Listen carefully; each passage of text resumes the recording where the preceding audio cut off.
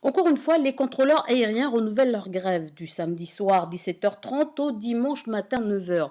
Une grève qui dure maintenant depuis 3 semaines. Les négociations sont au point mort avec l'aviation civile. Le syndicat revient sur 2 des 5 points de leur cahier de revendication et parle surtout d'insécurité. Nous avions 5 points, essentiellement d'ordre technique. Un point où on demande enfin d'avoir une visualisation des appareils, c'est-à-dire pas un radar parce que ça coûte beaucoup trop cher à installer en Nouvelle-Calédonie, mais nous avons un prototype qui a été installé depuis 4 ans et qu'on n'a pas le droit d'utiliser.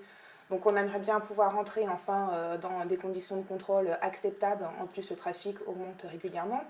Et le deuxième point sur lequel, qui est toujours bloquant actuellement, c'est cette reprise de l'espace aérien de Magenta par l'organisme de Tontouta sans préparation. Donc sans formation, sans même étude de sécurité, sans même étude de portée de nos fréquences dans l'espace de Magenta. C'est-à-dire que moi, j'ai été formée à gérer tout l'espace aérien au-dessus de la Calédonie, sauf une bulle qui va du sol à 2000 mètres autour de l'aérodrome de Magenta.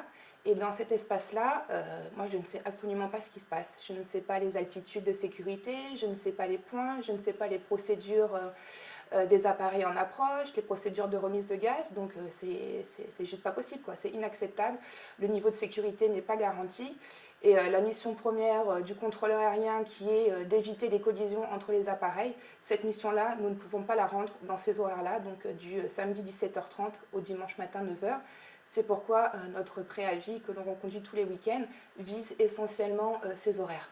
Sur le sujet de l'espace aérien de Magenta, la direction de l'aviation civile affirme qu'il n'y a aucun problème de sécurité.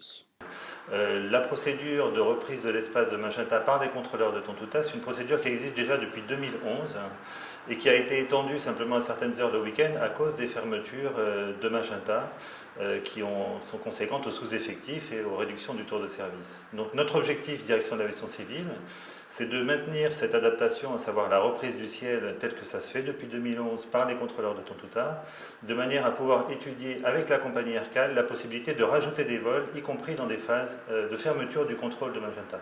Il faut savoir que le sous-effectif est vraiment réel en ce moment, il n'y a que 7 agents au lieu de normalement une douzaine. Donc à partir de février prochain, il y aura donc un retour de congé maternité. À partir du 1er novembre, il y a 2 agents de la Nouvelle-Calédonie en poste à Tontouta qui vont être mutés à Magenta.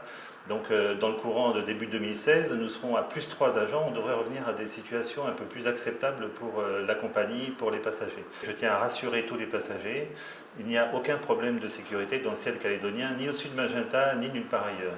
Si chacun reste sur ses positions, les usagers des îloyautés sont souvent victimes des grèves ou des problèmes techniques. En tout cas, une réunion est prévue le 22 octobre entre l'aviation civile et la compagnie Air Calédonie pour étudier le fait de rajouter des vols supplémentaires durant les périodes de fermeture.